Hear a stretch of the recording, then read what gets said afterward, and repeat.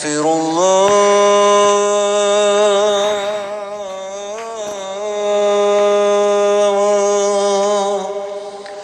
أستغفر الله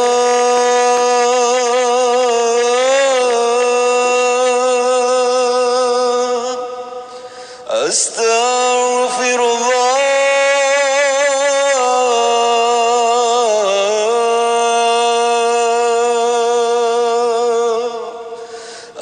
أستغفر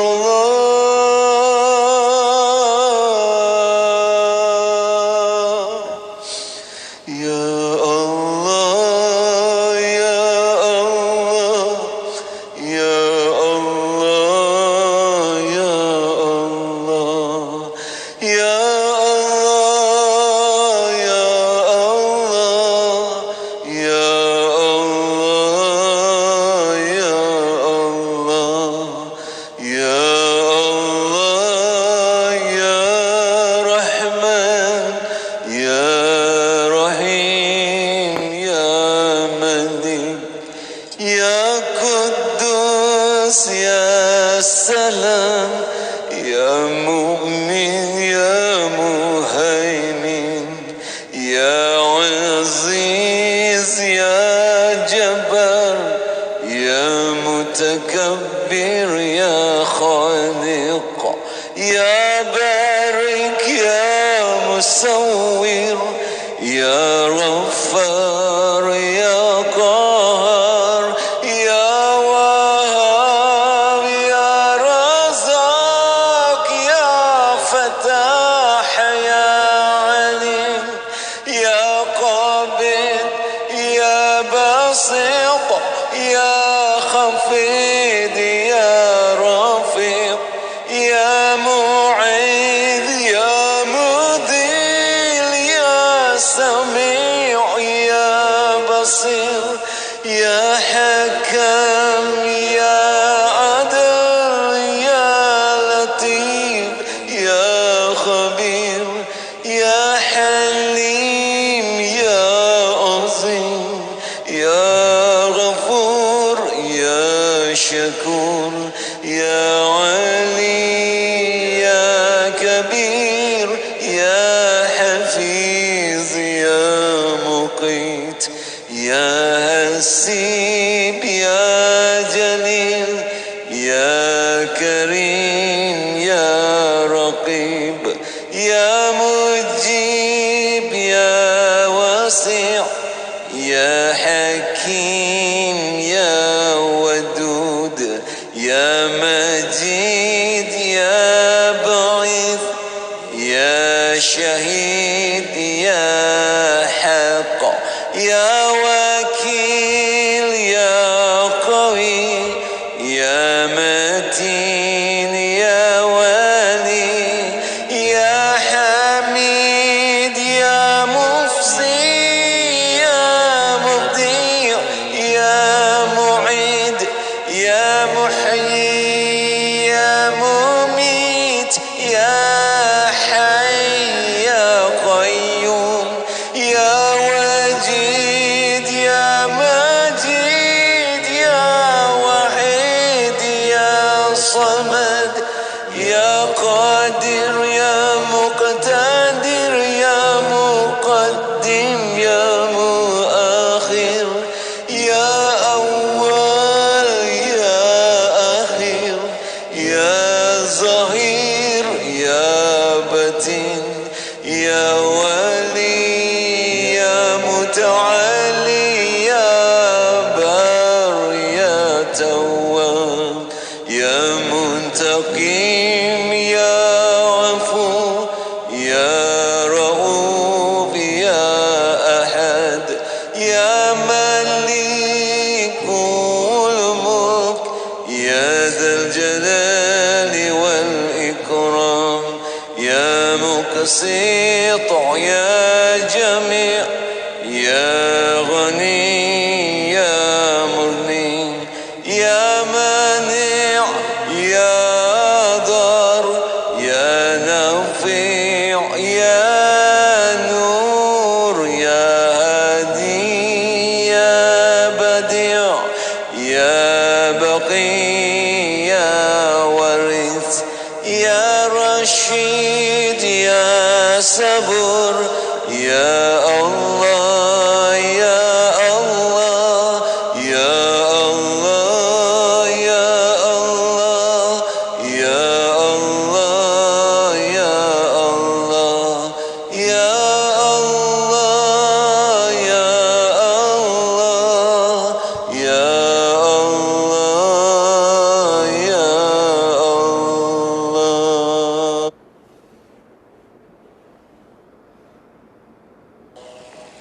يا أرحم الراحمين يا أرحم الراحمين يا أرحم الراحمين فرج على المسلمين يا أرحم الراحمين يا أرحم الراحمين يا أرحم الراحمين فرج على المسلمين يا ربنا يا كريم يا ربنا يا رحيم أنت الجواد الحليم وأنت نعم المعين يا أرحم الراحمين يا أرحم الراحمين يا أرحم الراحمين فرج على المسلمين وليس نرجو سواك فادرك إلهي دراك قبل الفناء والهلاك يا أم دنيا ودين يا أرحم الراحمين يا أرحم الراحمين يا أرحم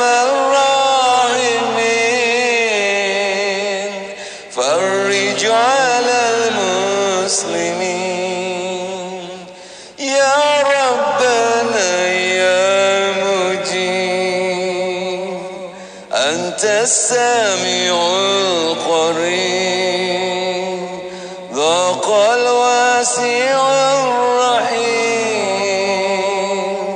فانظر إلى المؤمنين يا أرحم الراحمين يا أرحم الراحمين يا أرحم الراحمين فرج على المسلمين رب احينا الشاكرين وتوفنا مسلمين نبعث من الآمنين في زمرات السابقين يا أرحم الراحمين يا أرحم الراحمين يا أرحم الراحمين فرج على المسلمين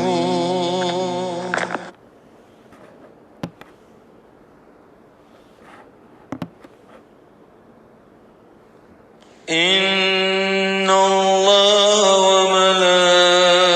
وملائكته يصلون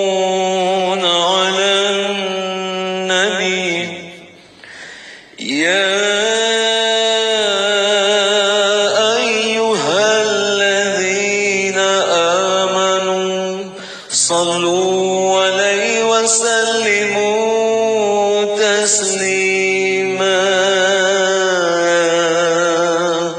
اللهم صل وسلم وبارك عليه وعلى آله اللهم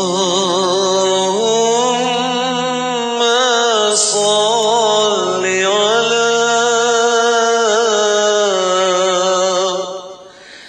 سيدنا محمد عبدك ورسولك النبي الأمي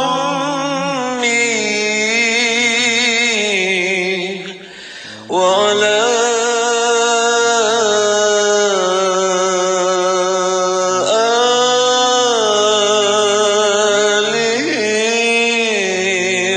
وصحبه وسلم اللهم صل على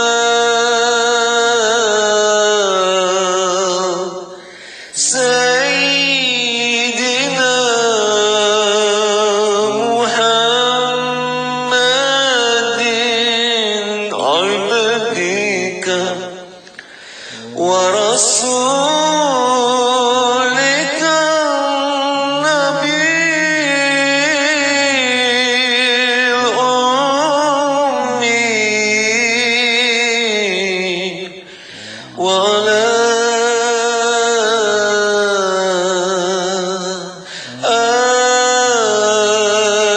آله وصحبه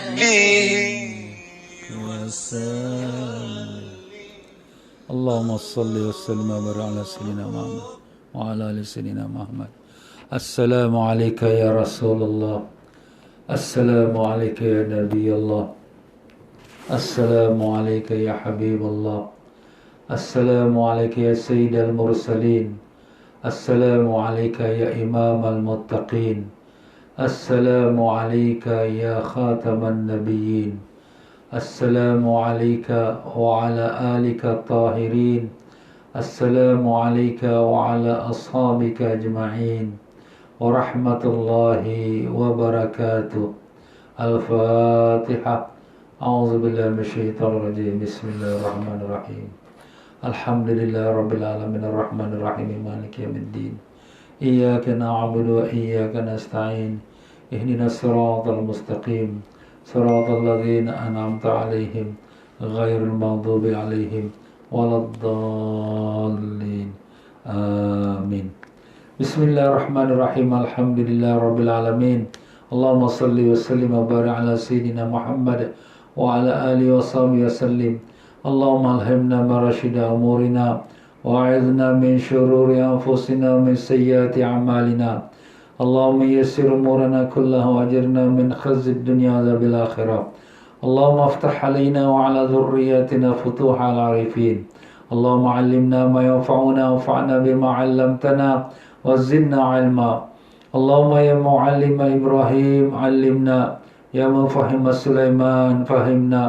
سبحانك لا علم لنا إلا ما علمتنا إنك أنت العليم الحكيم. ولا حول ولا قوة إلا بالله العلي العظيم. وصلى الله على سيدنا محمد وعلى آله وصحبه وسلم. والحمد لله رب العالمين. Muslimin dan muslimat rahimakumullah. Assalamualaikum warahmatullahi wabarakatuh.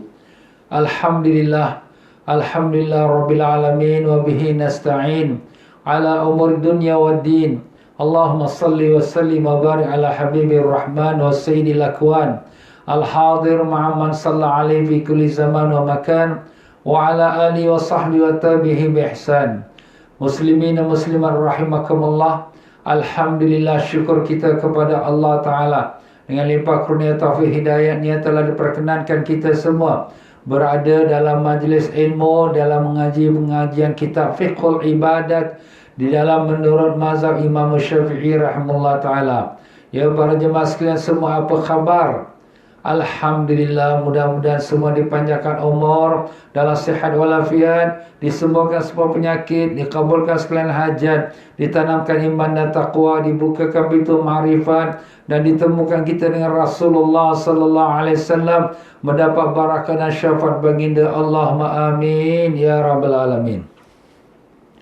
Ya para jemaah sekalian, alhamdulillah dalam pelajaran kitab Fiqhul Ibadat, di mana pelajaran semalam kita telah menyebutkan daripada perihal bejana. Bejana makna pinggan mangkuk, ataupun cawan, ataupun baldi, ataupun gayung, sesuatu yang kita gunakan untuk kita nak berwuduk ataupun mandi hadas besar. Jadi apabila kita gunakan bejana itu, maka janganlah kita gunakan bejana yang diperbuat daripada emas atau perak.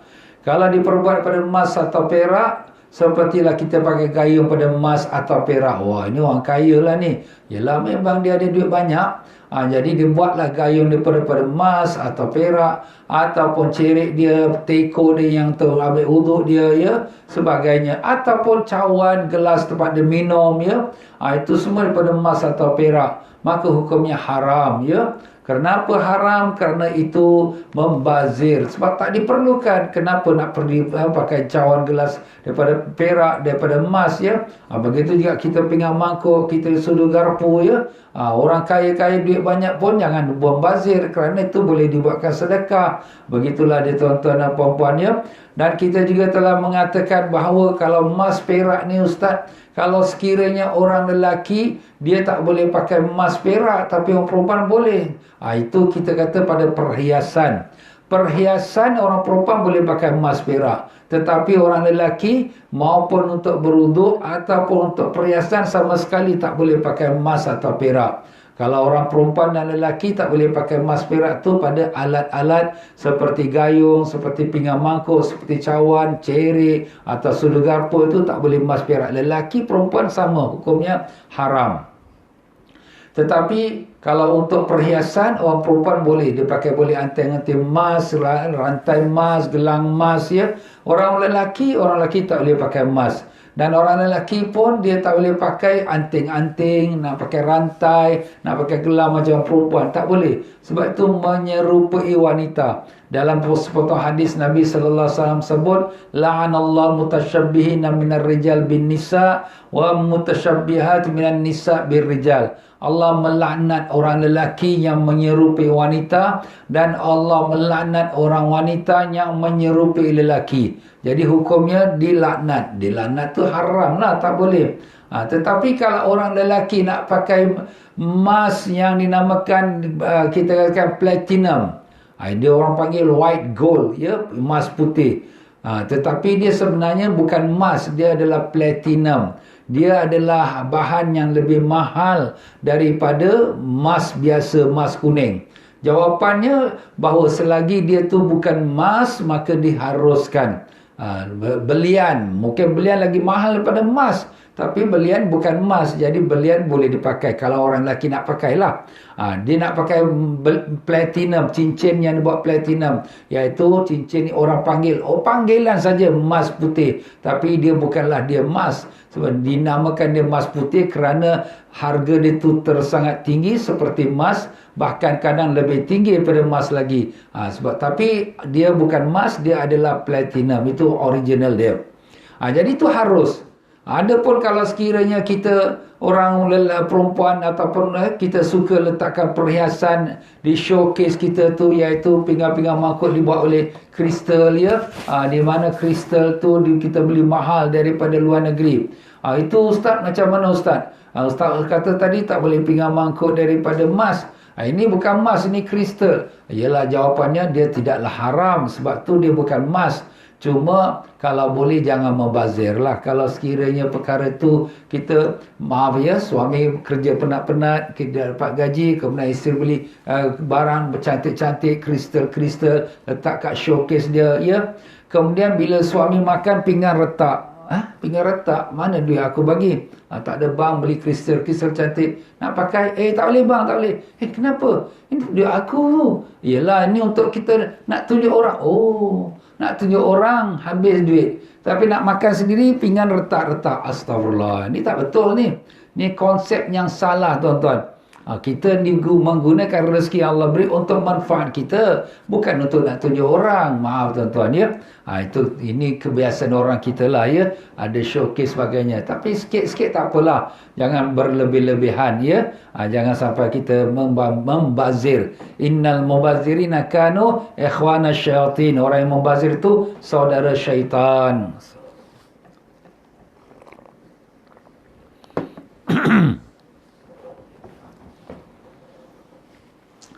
Ya, begitulah dia tuan-tuan dan puan-puan rahimakumullah. Semalam juga kita telah sebutkan tentang kalau sekiranya bencana itu ditampalkan dengan emas atau perak.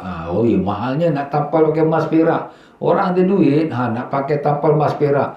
Kalau sekiranya ada keperluannya, lubangnya tu perlu tampal dengan emas atau perak. Kalau sikit, tak apa. Kalau emas lah ya. Tapi kalau sekiranya perak, okey dibolehkan. Tapi kalau ada banyak tu dah jadi melampau lah, makruh lah hukumnya. Walaupun pada dasarnya boleh. Tapi kalau dah berlebihan, maka jadi haram pula ya. Itulah dia tuan-tuan. Itu telah kita sebutkan.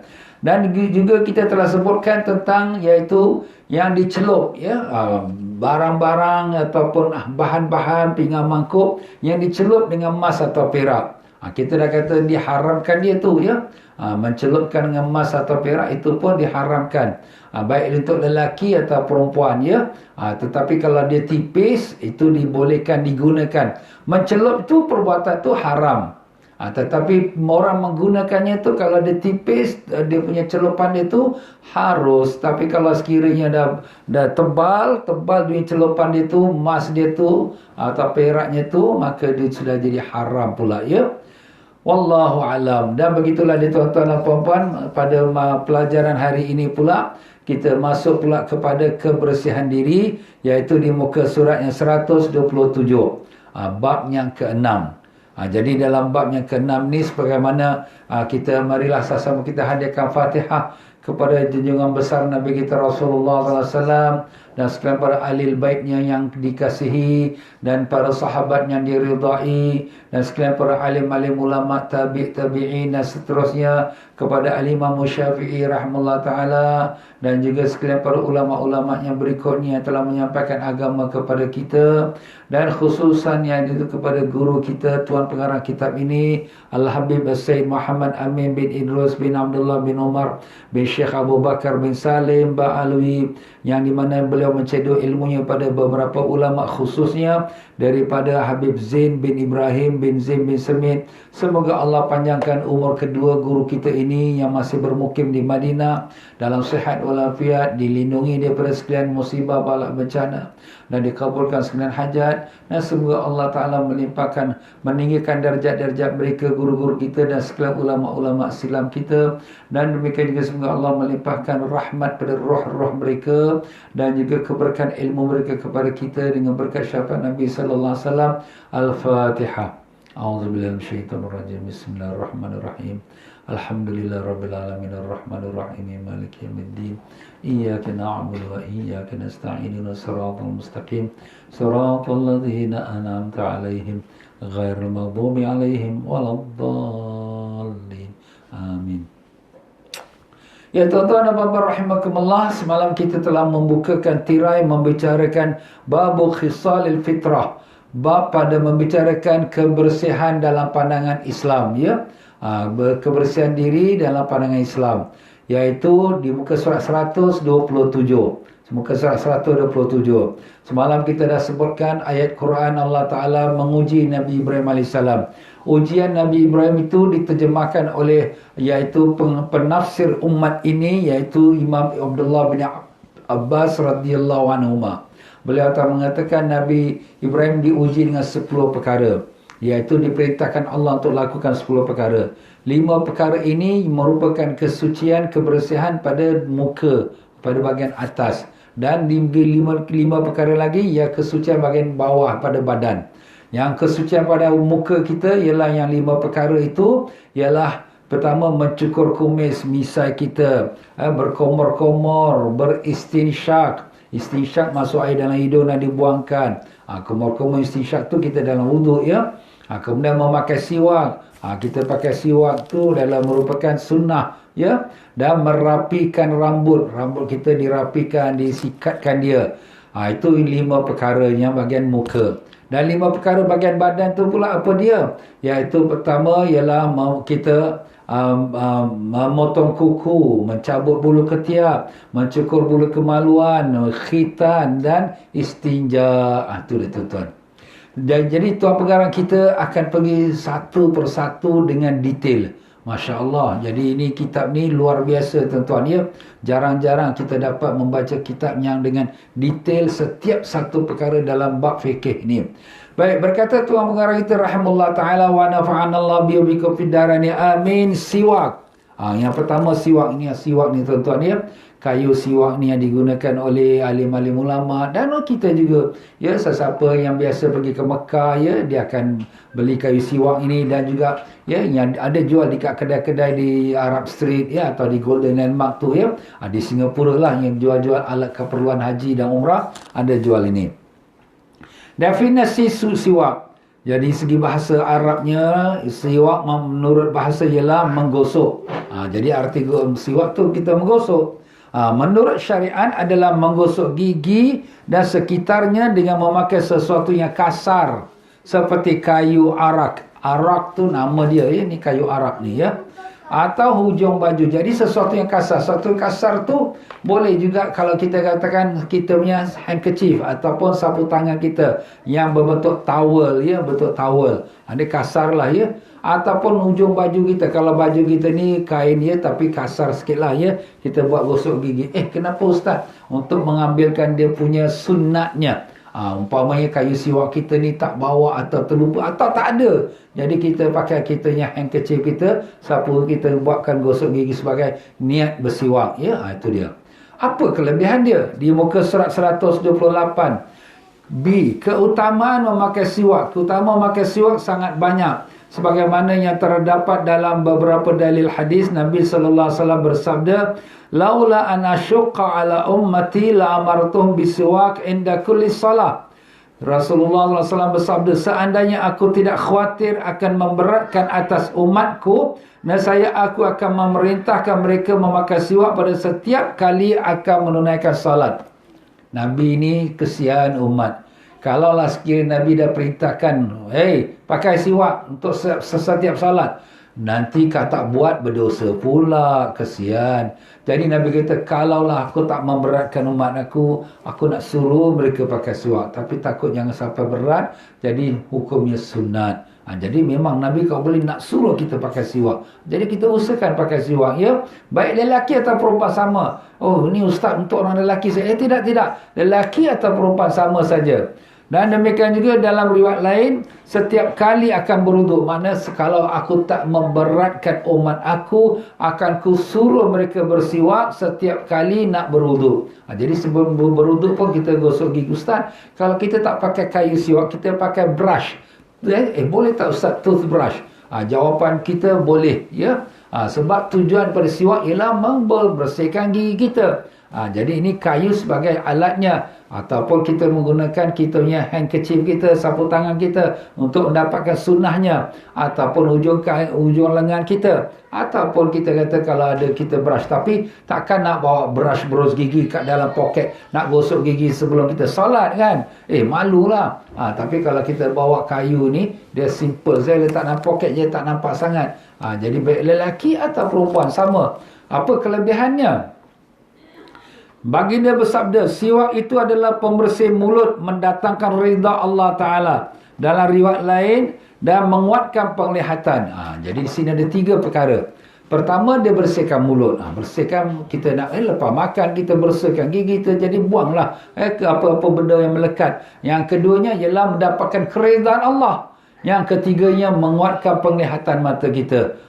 Jadi dia ada dia punya unsur untuk menguatkan pandangan mata. Jadi mata kita ini, dia punya pemandangannya tu, degree dia tu kuat, dapat melihat dengan baik. Walaupun mungkin kita pakai cermin mata, tapi cermin mata kita taklah degree itu bertambah dengan cepat. Dia memberikan kekuatan pandangan.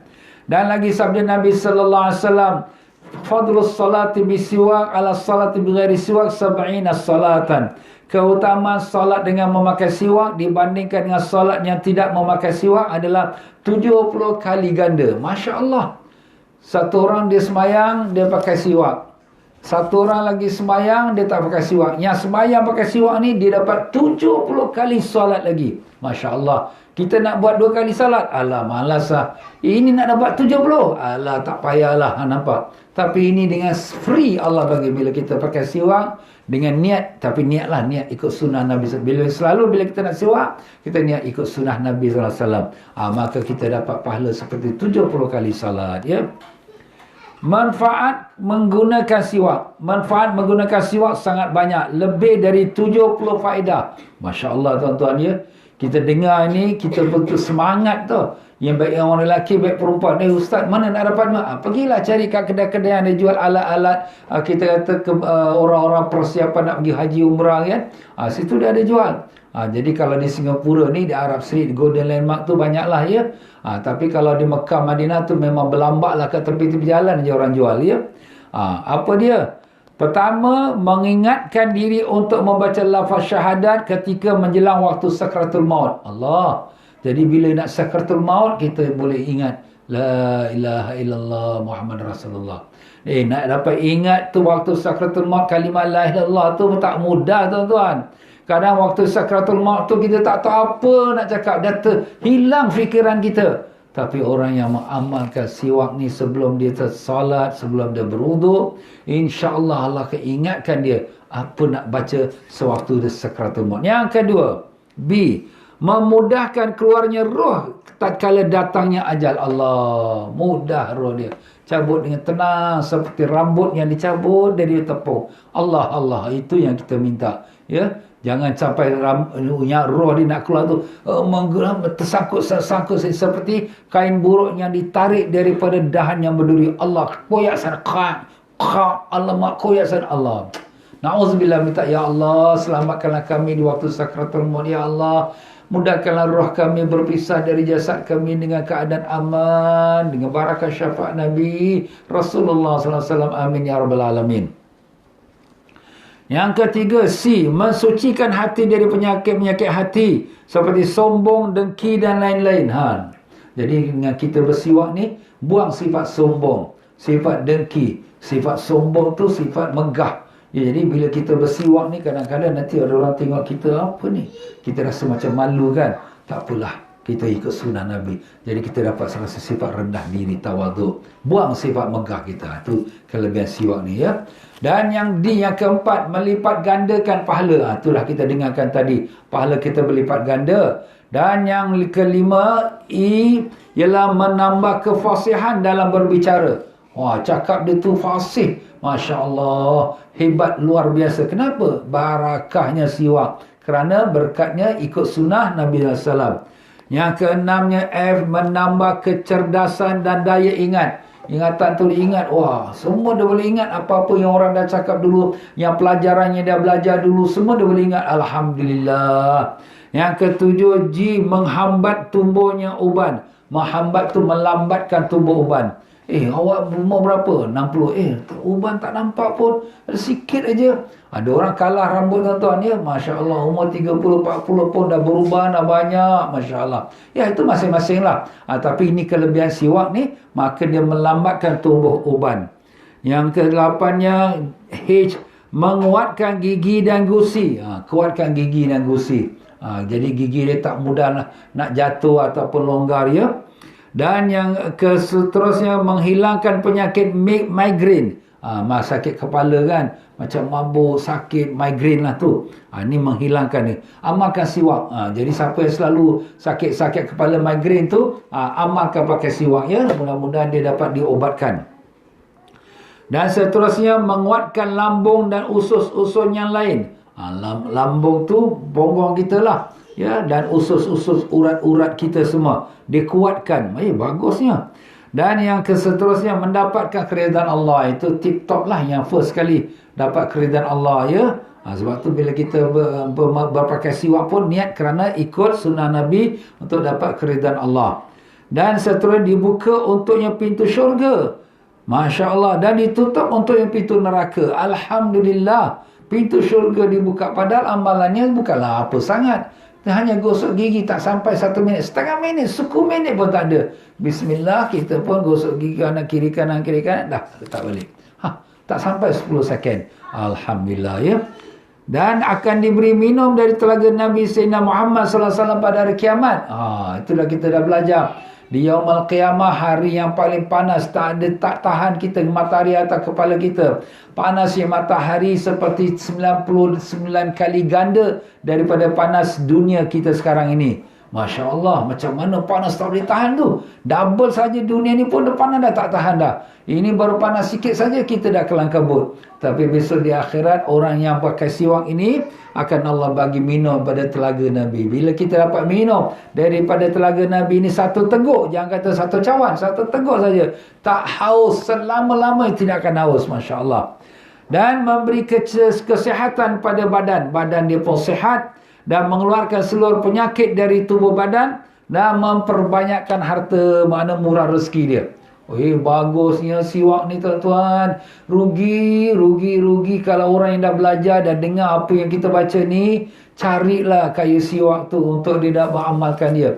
Harganya tak seberapa saja, ya. Kalau kita kat Mekah ni mungkin 1 rial 2 rial aja. Ataupun kita kata kalau duit Singapura ni tak sampai $1 lah. Tapi kalau di Arab Street mungkin jual $1 pun kita ambil. Ini $1 aku semayang dapat 70 kali ganda. Bukan kita pakai sekali aja. Kita pakai berulang kali sampai mungkin 1 minggu, 2 minggu sampai dia haus lah. Nanti akan disebutkan dia punya tempoh masa dia. Masya Allah, tabarakallah. Baiklah, hukum bersiwak. Kita pergi ke muka 130.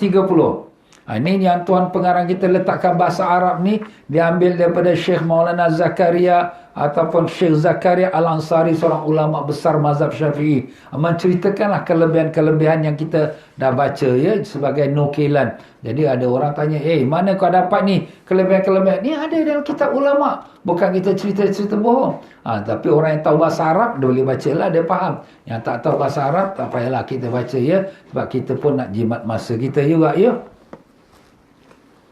Hukum bersiwak. Hukum bersiwak terbagi menjadi 5. Pertama, wajib. Wajib bersiwak tu pada 3 masalah. Pertama, apabila terdapat najis di mulut yang tidak dapat dihilangkan kecuali dengan menggunakan siwak. Mulut kita ada najis. Najis macam mana tu? Allahualam. Mungkin keluar darah pun najis juga, ya. Ataupun tetap sesuatu najis. Nauzubillah, kita pun tak tahu. Atau yang kedua, untuk menghilangkan bau aroma mulut yang berubah pada hari Jumaat tatkala akan solat Jumaat. Mungkin dia makan bawang dia, ataupun dia mungkin makan durian, kemudian nak pergi solat jemaah kat masjid. Mulut kau bau kau, nanti orang semua tak tahan nanti. Bergosok gigi. Pakailah siwak. Jadi siwak ni bukan makna kayu lah, tapi makna gosok gigi lah. Gosok gigi tu maupun dengan berus, ataupun gosok gigi dengan kayu siwak atau apa-apa, ya. Yang afdalnya kayu siwak lah. Tapi berus gigi itu pun kita niatlah ikut sunnah Nabi. Kita dah sebut tadi, siwak itu ialah menggosok gigi. Gosok gigi dengan kayu, nyaman kayu arak, ataupun dengan sesuatu yang kasar. Yang kasar tu mungkin daripada sapu tangan, ataupun ujung kain lengan, ataupun kita kata berus gigi pun termasuk dalam siwak juga. Ataupun kalau ada setengah ulama membahaskan masalah menggunakan jari. Ustaz, saya tak bawa kayu siwak, saya nak wuduk pakai jari. Ada setengah ulama membolehkan juga pakai jari. Tapi yang itu tidak afdal lah. Tapi kalau dah tak ada, boleh juga digunakan. Dan yang sunat, jadi itu yang wajib, ya. Yang wajib lagi ada 3, ya, kalau mulut ada najis, kalau menghilangkan bau mulut, dan yang ketiga, jika bernazar. Dia nazar, aku bernazar pada Allah, setiap kali aku wuduk aku nak pakai siwak. Awak nazar jadi wajib tau. Jadi kenalah dia pakai siwak jadi wajib. Jadi carilah kayu siwak. Tak ada kayu siwak, pakailah kain yang kasar atau handkerchief yang kasar macam saya sebut tadi, ataupun ujung kain, ya. Yang sunnatnya untuk pakai siwak tu, hukum asalnya Itu hukum asal. Asal hukum bersiwak ni sunat ya. Akan tapi pada saat tertentu, bila ketika nak berwuduk, ketika nak dirikan salat, ketika nak baca Quran atau hadis atau zikrullah, ketika nak tidur, jadi sebelum tidur kita berus gigi, kita bersiwak, ikut niatlah, ikut nak sunnah Nabi. Nah, setelah bangun tidur pada malam atau siang hari, kita gosok gigi tu, kita niatlah bersiwak. Ya, bukan mesti dengan kayu. Kalau kayu tu ada, alhamdulillah lebih baik. Ketika akan masuk rumah, nak keluar rumah, kita pakai siwak. Dan ketika berubah mulut kita ya, ataupun bila nak masuk masjid, keluar masjid, itulah masa-masanya kita memakai kayu siwak ya.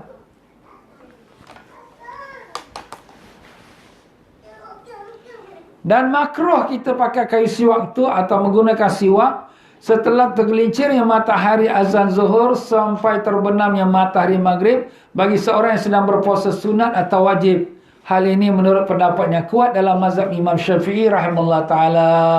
Tapi pada sisi pendapat Imam Nawawi, ia adalah makruh. Jadi tuan-tuan ni, kalau orang yang berpuasa, puasa sunat atau puasa wajib, dia dimakruhkan memakai siwak untuk nak solat ke, nak berwuduk ke, setelah daripada masuk waktu zuhur. Tergelincir matahari mana waktu zuhur.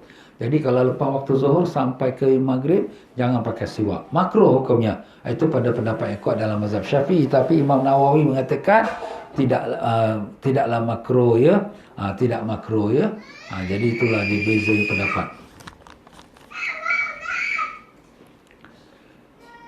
Yang keempat, khilaful aula, menyalahi keutamaan. Tetapi yang kuatnya dalam pendapat Imam Syafi'i tadi, selepas zuhur jangan pakai kayu siwak tu. Habis ustaz, kita nak dapat fadilat semayang dapat 70 kali ganda. Jadi itulah sebabnya kita boleh juga berpegang pada pendapat Imam Nawawi yang mengatakan tidak makruh. Jadi bolehlah kita pakai juga kayu siwak walaupun kita berpuasa. Cuma ini pendapat khilaf ulama lah ya. Khilaf ulama. Yang keempat, khilaful aula. Apa makna khilaful aula? Menyalahi keutamaan. Dia bukan makruh, tapi menyalahi afdal. Dia menyalahi afdal. Jadi yang lebih afdal ditinggalkan, iaitu memakai siwak milik orang lain dengan izinnya. Orang lain punya siwak kita pakai, tapi dengan izin lah. Kalau tanpa izin, haram. Tapi dengan izin, kita pakai orang punya. Itu khilaful aula, menyalahi keutamaan. Itu yang keutamaan. Melainkan kalau orang tu orang alim atau orang salihin atau orang hafiz Quran yang mulutnya sentiasa berzikrullah. Jadi kita pun minta izin, Syekh, ya kayu siwak intan boleh bagi asal ana mau ambil barakah lah. Okey, dia pun bagi. Kita dah minta izin kan, atau kita pakailah. Ustaz ni bekal-bekal dia. Itulah yang kita nak, bekal kenapa? Dia punya mulut tu apa dia? Zikrullah, selalu baca Quran, selalu selawat pada Nabi. Aku naklah barakah dia. Ini sudah berlaku pada isteri Nabi SAW, Sayyidatina Aisyah radhiyallahu anha.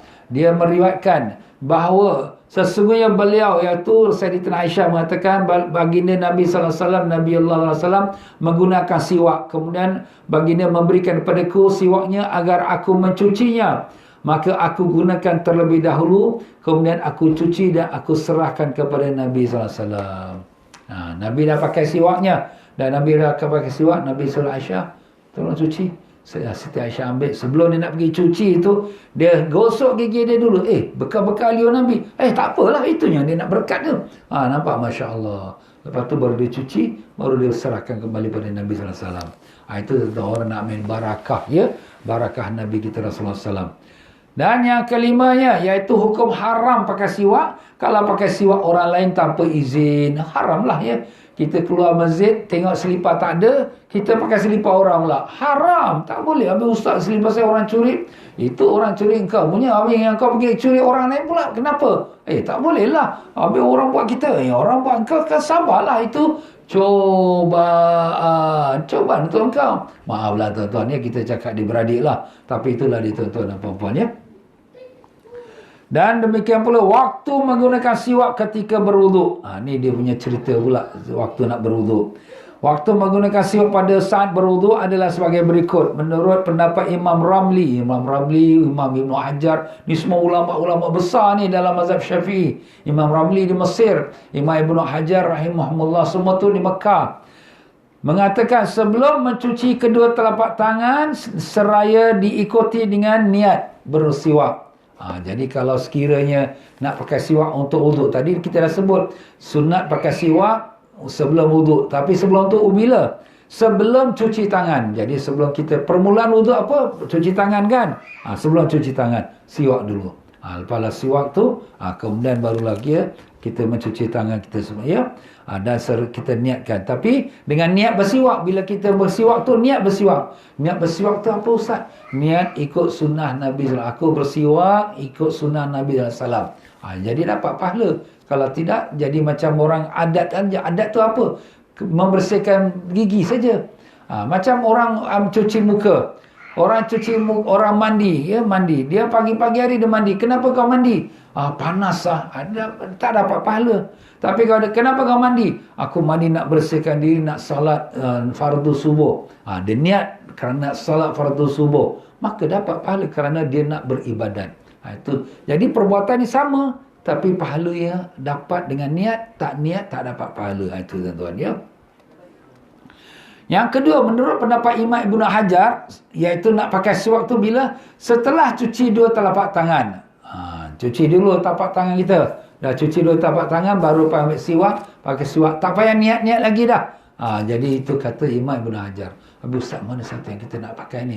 Dua-dua boleh. Tapi yang kalau kita pakai yang pertama sekali, itu Imam Ramli. Sebelum kita nak mula cuci tangan, kita siwak dulu. Dah siwak dulu. Kemudian kita niatlah kita bersiwak tu kerana Allah. Mengikut sunnah Nabi. Lepas tu, barulah kita mula basuh tangan kita dan terusnya berwuduk. Ya. Tingkatan alat siwak. Jadi apakah kayu-kayu yang bagus sekali yang untuk kita ambil buat kayu siwak? Pertama sekali ialah kayu siwak pohon arak. Arak tu iaitu pohon, satu jenis pohon lah. Ini kayu dia lah. Ya, kayu dia ni, kayu arak ni. Ada kadang-kadang gemuk pun ada. Ini kuning yang kurus lah ya. Dan ada juga daripada pelepah pohon korma. Itu tingkatan nombor 2. Yang ketiga, pohon zaitun. Batang-batang pokok zaitun. Yang keempatnya, diambil daripada batang semua jenis pohon yang selain daripada pohon raihan. Apa pohon raihan? Pohon raihan ini dia tak ada wangi. Dia tawar bau dia. Ya? Dia tak ada wangi. Jadi kalau pohon yang ada wangi, itu lebih baiklah. Ya? Yang kelima, siwak yang diambil dari batang semua jenis pokok. Batang jenis pokok. Jadi yang bagusnya, kalau pokok yang ada wangi, tapi selain pada raihan yang kita dah sebut tadi. Dan kalau tak ada juga, mana-manalah batang pokok kau patahkan saja. Jadi apabila Sayyidina Amr bin al-As menjadi panglima Islam, dia membawa bala tentera memerangi bala tentera Rom. Bala tentera Rom ramai, puluh-puluh, ratus ribu. Kemudian bala tentera Islam tak ramai, tapi dah perang dah di 3 hari tak menang-menang lagi. Jadi Amr bin As pun hantar surat dengan Sayyidina Umar radhiyallahu an. Sayyidina Umar jawab balik, periksa kau punya tentera, ada tak mereka tinggalkan sesuatu di sunnah Nabi SAW? Kalau ada, maka hidupkan balik sunnah itu. Diperiksalah dia punya tentera dia, didapati mereka semua dah tak amalkan lagi siwak. Maka dia keluarkan perintah, semua tentera-tentera ambil kayu supaya buat siwak. Jadi tentera-tentera pergi cari pokok, patah-patah dan semua gosok-gosok gigi. Jadi bala tentera Rom yang ada kat jauh sana tu, dia tengok orang Islam, dia spy. Orang Islam ni semua ambil batang-batang pokok, gosok gigi. Semua gosok gigi. Jangan-jangan mereka ni dah geram sangat dengan kita ni. Nak makan kita tak agaknya. Wah, semua dah rasa takut. Allah Ta'ala campakkan ketakutan pada musuh dengan hanya mengikut sunnah Nabi SAW. Hari ini berapa banyak sunnah Nabi kita dah tinggalkan. Sebab tu mana kita nak dapat kemenangan? Mana kita nak dapat bantuan Allah? Balak lagi turun sekarang ni. Allah, na'udzubillah. Ya Allah, maafkanlah kami ya Allah. Berikanlah kami kekuatan dapat menghidupkan sunnah Nabi kami ya Allah. Dengan barakat syafaat Nabi Rasulullah SAW. Allahumma amin ya Rabbal Alamin. Setiap tingkatan di atas dibagi menjadi 5 pula. Macam mana pula jadi 5? Jadi kita ada kayu arak, kayu zaitun, kayu pokok korma. Jadi ini semua ni kayu-kayu ni ada 5 tingkatan. Tingkatan yang paling bagus sekali, kayu siwak yang dibasahi dengan air. Jadi sunatnya bagus kalau sikit kayu siwak ni sebelum kita nak gosok gigi kita basahkan dengan air. Baguslah kita basah. Jadi kita pun cucikan dia, ya. Siwak yang kedua, siwak yang dibasahi dengan air bunga mawar. Kalau air bunga mawar ada, kita jiruskan dia, jadi wangikan dia. Yang ketiga, tingkatan ketiga ialah yang dibasahi dengan air liur. Jadi kita dah tak ada air dah tak ada, ustaz. Macam mana nak pakai? Tak apalah, basahkan dengan air liur kita supaya dia lembut, supaya dia ujung dia tu lembut. Bila lembut tu masuk ke gigi kita gosok tak sakit. Kalau dia kasar kering, kadang nanti gosok gigi berdarah pula kita gusi kita. Yang keempat, siwak yang masih basah. Masih basah. Dia masih, kita pakai zuhur tadi, kita pakai ambil uduk. Jadi masih basah lagi untuk nak pakai waktu solat asar. Dan yang kelima, siwak yang telah kering. Itu dah tak ada modal lagi lah. Apa nak buat, ustaz? Saya nak cari air pun tak ada. Air liur pun tak ada. Saya dalam puasa, ustaz. Jadi okey lah. Tak apalah. Pakai je lah siwak yang kering. Itulah dia tuan-tuan tingkatannya. Masya Allah. Tuan pengarang kita go very very detail. Halus-halus dia pergi. Masya Allah. Jazahullah khair. Semoga Allah balasi beliau sebaik-baik balasan. Dan G, cara memegang batang siwak. Macam mana cara pegang kayu siwak pula? Masya Allah. Luar biasa. Jadi cara pegang batang kayu siwak ni, kita punya jari kelingking kita ni letak bawah. Letak bawah. Ketiga jari tengah ni, jari telunjuk, jari tengah, jari manis, letak atas. Letak atas. Kemudian ibu jari kita letak bawah di bahagian depan. Jadi macam ni. Jadi kelingking kat bawah, 3 jari kat tengah kat atas, kemudian ibu jari kat bawah, kat tepat depan. Baru kita gosok. Ada cara juga. Pegang pun ada cara, Masya Allah. Mungkin ingatkan pegang gitu saja. Tak ada, pegang pun ada cara, ya. Tolonglah cucu tu ambil tu, ya. Kalau nak nangis, buat ni atas lah, ya. Maaf tuan-tuan, ya, budak-budak ni apa kita nak buat kan, ya. Di muka surat 133, cara menggunakan siwak. Cara yang paling utama dalam memakai siwak adalah dengan memulai menggosoknya pada gigi sebelah kanan, bahagian luar dan dalam. Kemudian pada gigi sebelah kiri, bahagian luar dan dalam. Sunat pakai kanan dulu. Yang luar, dalam, ya. Kanan dulu. Kemudian baru kiri, ya. Macam itulah sunat. Selalu kita mulakan pun yang kanan dulu, ya. Dan ukuran panjang siwak. Berapa panjang kayu siwak ni? Ukurannya paling yang utama ialah tidak lebih dari sejengkal. Tak lebih daripada sejengkal. Ni tak lebih daripada sejengkal. Kalau ada lebih dah makruh lah. Dan tak kurang daripada 4 jari. Ni 4 jari. Jadi 4 jari ni jangan terlalu pendek. Kalau terlalu pendek dah tak ada apa benda lah. Jadi yang kurang daripada 4 jari. Itu dia punya ukuran dia. Dan doa sebelum bersiwak. Ni doa ni baguslah kalau kita nak hafalkan, bagus. Sebelum siwak. Kalau tak larat nak hafal, kita foto, kita snapshot, letak dalam handphone kita. Bila nak pakai, kita boleh buka, kita tengoklah. Jadi ini pun dah mudah sekarang zaman moden ni, ya. Dan kemudian sunnah dan adab dalam bersiwak. Sunnah, apa sunnah dia? Sunat-sunat dalam kita bersiwak tu, Masya Allah, adab-adab dia. Pertama, memegang siwak dengan tangan kanan, pakai tangan kanan.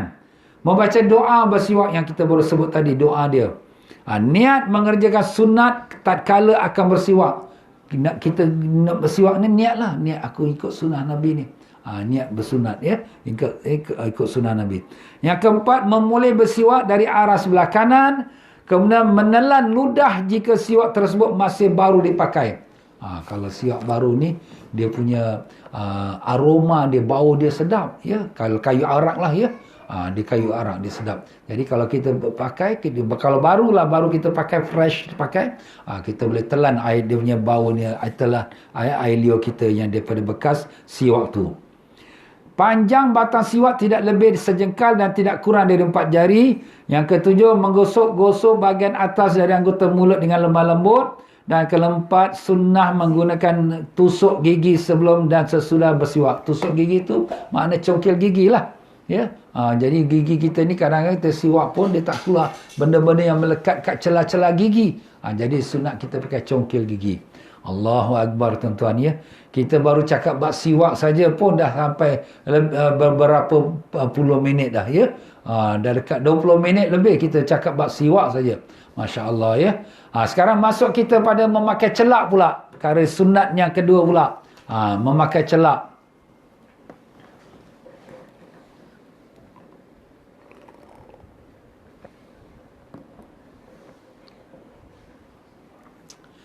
Di antara sunnah-sunnah yang dianjurkan oleh Rasulullah SAW bagi kaum muslimin dan muslimat untuk menjaga kebersihan diri adalah memakai celak mata.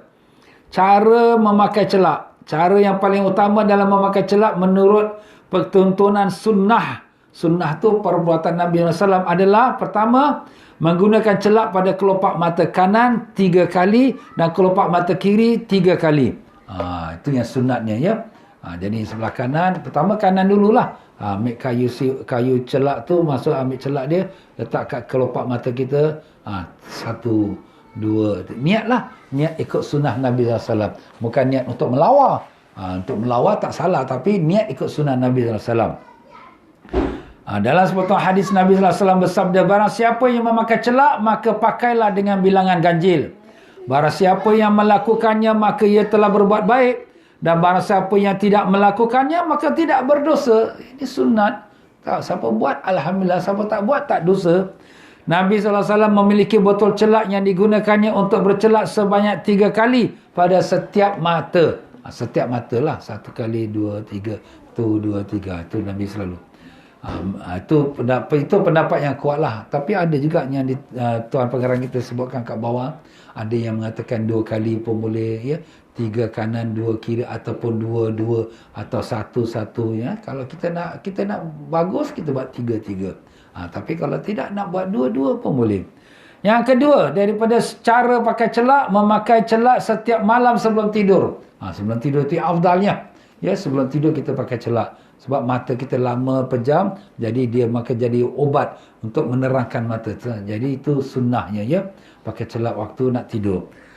Yang begitulah dalam hadis Nabi SAW bersabda, pakailah celak jenis ismit tatkala akan tidur, maka sesungguhnya dia dapat memperkuatkan pandangan mata dan akan menumbuhkan rambut kelopak mata. Ni kita kata celak ni bermacam-macam jenis, tapi jenis yang paling bagus是 jenis ismit. Ismit Ustaz macam mana? Kita pun susah nak cakap juga. Tapi ini kalau kat Mekah, Madinah memang baik jual. Tapi kat Singapura pun ada jual. Kat kedai-kedai yang jual barang-barang haji, ada jual juga. Ya, tak tahulah, boleh carilah, boleh tanya ya. Jadi itu celak ismit. Macam Ismit Gulam Raja kan? Itu Ismit lah tu ya. Itu nama orang lah, Ismit Gulam Raja ya. Maaf tuan-tuan ni, kita cakap je lah ya. Yang ketiga, celak yang digunakan lebih utama adalah jenis ismit, iaitu jenis celak yang dipakai oleh Rasulullah SAW. Dan jika tidak memiliki, maka cukuplah pakai celak dengan jenis apa pun tak apa ya. Kadang celak pensel saja, tak apalah. Ikut sunnah Nabi dapat pahala. Tapi orang lelaki kalau pakai itu, pakai sebelum tidur lah. Orang perempuan pun pakai sebelum tidur. Kalau sekiranya nak keluar rumah, orang lelaki nak pakai ustaz, orang lelaki nak pakai itu, okey, dia niat ikut sunnah Nabi, tak apalah.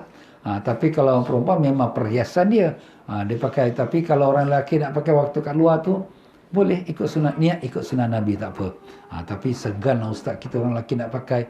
Yelah, waktu nak tidur tu dah cukup lah tu ya. Pakai sebelum tidur. Kalau isi dekat luar tu, mungkin orang salah faham pula. Dia ni macam perempuan pula. Tak. Tapi kalau orang yang nak belajar, tak apalah. Dia tahu itu sunnah Nabi SAW ya.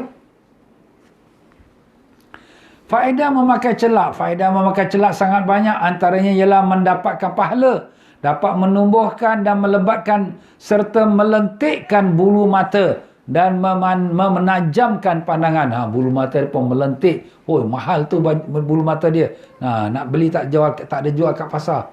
Itu tuan-tuan ya. Tapi yang palsu adalah. Dan demikian doa setelah memakai celak. Ada doa dia pula. Masya Allah. Semua sunnah Nabi ada dia punya doa dia ya. Doa yang dianjurkan untuk dibaca setelah memakai celak. Itu doa dia yang kita boleh bacalah sendiri ya.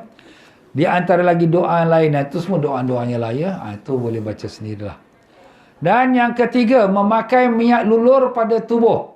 memakai minyak lulur. Lulur tu minyak gosok lah. Minyak kita sapu kat badan kita. Jadi kalau kita pakai minyak ni kat badan bagus lah. Sebab memberikan hak badan kita. Badan kita pun perlu juga nak dapatkan orang kata kesenangan, kesedapan, ya. Bukan wajah kita saja. Wajah orang nampak, tapi badan kita pun nak fit, nak sehat, nak kuat, ya. Jadi kita sapukan minyak. Jadi di sini di antara sunnah Nabi dianjurkan oleh Rasulullah SAW menjaga kebersihan diri dan kebugaran. Kebugaran mana badan tu segar bugar, fit, ya, fit, sehat. Tubuh adalah memakai minyak yang dilulurkan, yang disapukan pada semua badan. Seperti minyak zaitun. Minyak zaitun yang paling bagus sekali lah, ya. Memang berkatnya dia. Wa zaitunatil la syarqiyatu wala gharbiyah. Wa tini wa zaitun. Itu semua dalam Quran ada, ya. Minyak kelapa dan lain sebagainya. Minyak zaitun ni memang banyak faedahnya. Kalau kita buat makan setiap pagi dan setiap malam, satu camca kecil atau besar, kita buat makan itu membersihkan darah kita dan juga menghazamkan makanan kita dan melawaskan kita buang air besar. Itu bagus minyak zaitun tu, ya. Memang tu amalan orang-orang Arab, selalu makan minyak zaitun. Sebab tu di negeri Arab tu ada buah zaitun, ya. Buah zaitun tu macam buah kana, macam kecil-kecil buah kana, ya. Waktu memakai minyak adalah tatkala kulit terasa kering pada musim dingin, dan jika tidak dilakukan lebih dari 40 hari, hukumnya makruh. Kenapa Ustaz makruh? Kerana kau tak memberi hak kepada badanmu. Wali badanika alaika hak, kata Nabi SAW. Dan bagi badan kau, atas kau ada hak dia. Ada hak tu kewajipan yang wajib kita tunaikan untuk badan kita. Badan kita pun ada hak. Dia boleh tuntut. Kau pakai dia semayang, kau pakai dia pergi belajar agama, kau pakai kau untuk pergi kerja, tapi kau tak bagi dia sehat, kau tak bagi dia kekuatan. Kena bagi sehat, kuat. Macam mana? Antaranya, kita sapulah minyak pada badan kita setiap, jangan lebih pada 40 hari. Kalau seminggu sekali lagi bagus. Bagus ni kalau dapat isteri yang pandai urut.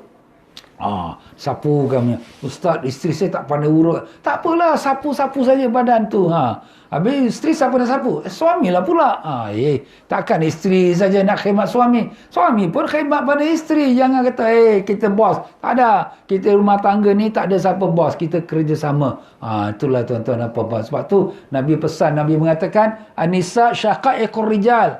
Orang perempuan tu sebagai syaqaiq. Syaqaiq tu mana? Saudara kepada lelaki dalam rumah. Mana kita bersama berkongsi suami isteri tu. Itu nama perkongsian hidup. Allahu Akbar. Ustaz ni masuk bab lain pula. Tak apalah, kita sambil menyelam minum air, ya. Dalil memakai minyak, dianjurkan memakai minyak adalah kana Rasulullah sallallahu alaihi wasallam yukthiru dahna ra'si wa tasrih lihyati. Rasulullah sallallahu alaihi wasallam sering menggunakan minyak pada kepalanya dan merapikan rambut janggutnya. Jadi kalau kepala pun Nabi pakai minyak. Jadi minyak kepala tu teratur, rambut pun ada hak dia juga. Jangan rambut kering saja. Kalau orang yang dah botak tak ada rambut, tak ada ceritalah. Tapi kalau ada rambut, kita minyakkan dia, ya.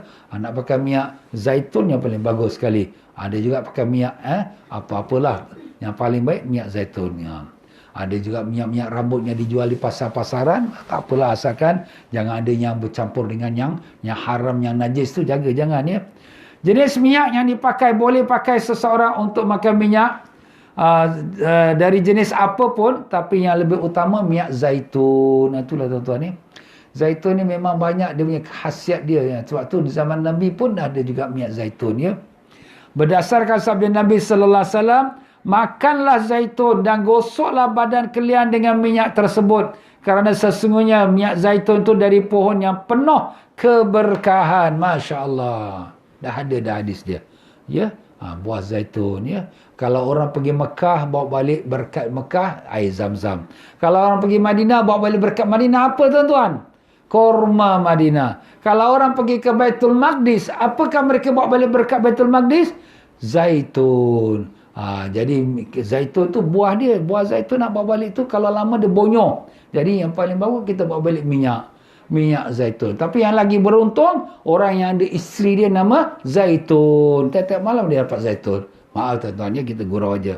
Jadi itulah dia tuan-tuan dan puan-puan, untuk kita punya pengajian kita pada petang ini.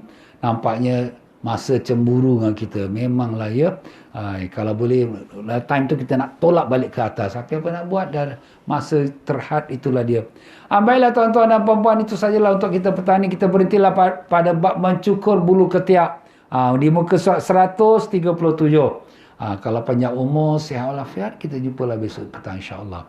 Ya tuan-tuan dan puan-puan rahimakumullah, jangan lupa kalau ada satu kesempatan malam ini lepas Isyak ada kuliah saya di Masjid Istighfar, pengajian kita Al-Hikam ya. Pengajian kita Al-Hikam ni sangat halus tuan-tuan ya. Dia menghalusi kita punya iman, akhlak, akidah, tauhid, dan sangat-sangat penting. Lebih-lebih lagi kita orang nak mendekatkan diri pada Allah ya. Semua kita nak dekatkan diri pada Allah, tapi bagaimana cara-caranya? Inilah dia tuan-tuan. Maaflah banyak-banyak ya.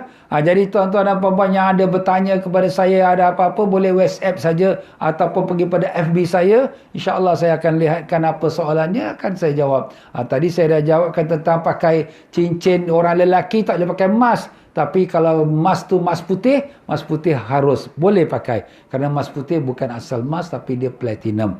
Dan demikian juga kalau sekira kita dah kata buat barang-barang perhiasan daripada emas ya, kita letakkan kat dinding kita, pinggan-pinggan mangkuk pada emas, itu tak boleh lah. Ya, sebab itu pembaziran.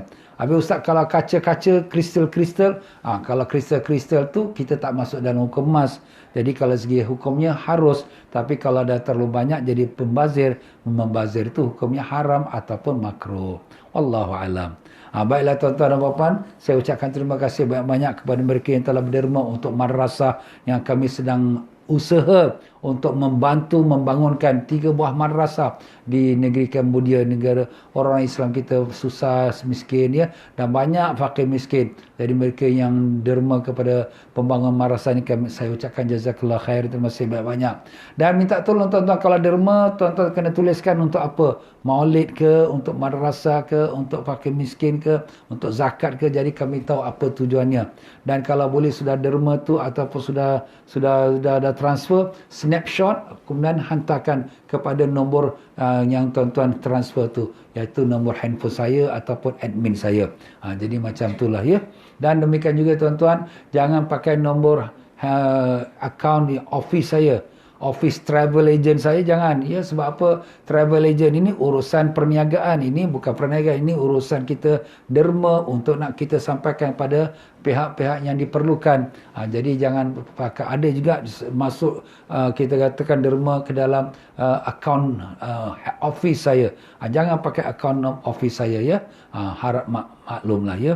Baiklah tuan-tuan dan puan-puan, sampai sudah saja untuk pengetahuan. InsyaAllah hari Ahad ini 11 hari bulan Oktober akan ada kami kerjasama dengan Masjid Bencoolen. Masjid Bencoolen untuk mengadakan Maulidin Nabi sallallahu alaihi wasallam, Maulidin Rasul sallallahu alaihi wasallam jam 11 pagi. Pada hari Ahad ini 11 hari bulan Oktober jam 11 pagi. Semua boleh ikuti online mengikuti FB TM Fauzi Travel ataupun daripada Masjid Bencoolen.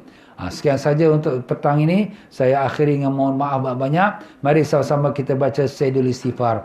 Bismillahirrahmanirrahim. Allahumma anta rabbi la ilaha illa anta khalaqtani wa ana 'abduka wa ana 'ala ahdika wa wa'dika mastata'tu. A'udzu bika min syarri ma sana'tu.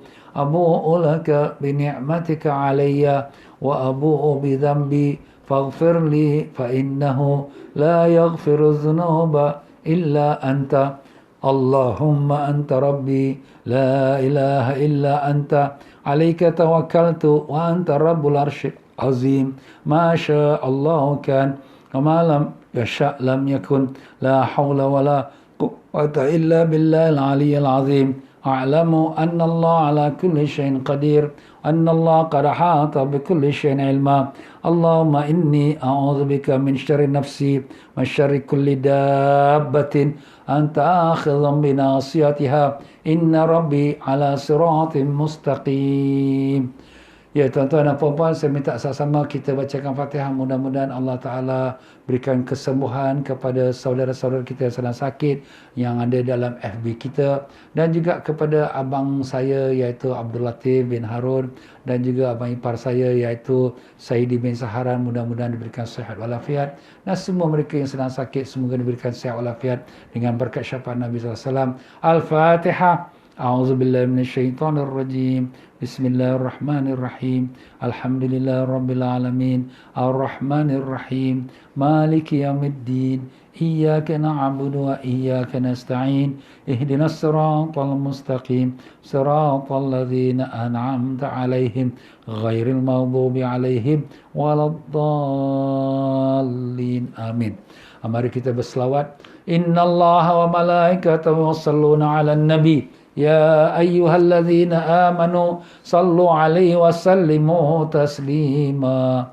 Allahumma salli ala sayyidina Muhammadin nabiyil ummil habib ala aliyil qadar al azimul jah wa ala alihi wa sahbihi wa sallim.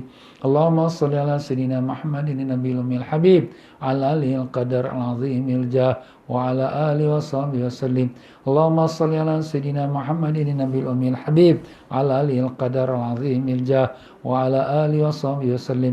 Allahumma salli ala sayyidina Muhammadin nabiyil ummil habib ala aliyil qadar al azimil jah wa ala alihi wa sahbihi wa sallim. Allahumma salli ala sayyidina Muhammadin nabiyil ummil habib ala aliyil qadar al azimil jah wa ala alihi wa sahbihi wa sallim. Allahumma salli ala sayyidina Muhammadin nabiyil ummil habib ala aliyil qadar al azimil jah wa ala alihi wa sahbihi wa sallim. Allahumma salli ala sayyidina Muhammadin nabiyil ummil habib ala aliyil qadar al azimil jah wa ala alihi wa sahbihi wa sallim. Allahumma salli ala sayyidina Muhammadin nabiyil ummil habib ala aliyil qadar al azimil jah wa ala alihi wa sahbihi wa sallim. Allahumma salli ala sayyidina Muhammadin nabiyil ummil habib ala aliyil qadar al azimil jah wa ala alihi wa sahbihi wa sallim. Allahumma salli ala sayyidina Muhammadin nabiyil ummil habib ala aliyil qadar al azimil jah wa ala alihi wa sahbihi wa sallim. Sekian saja, wabillahi taufiq wal hidayah. Wassalamualaikum warahmatullahi wabarakatuh.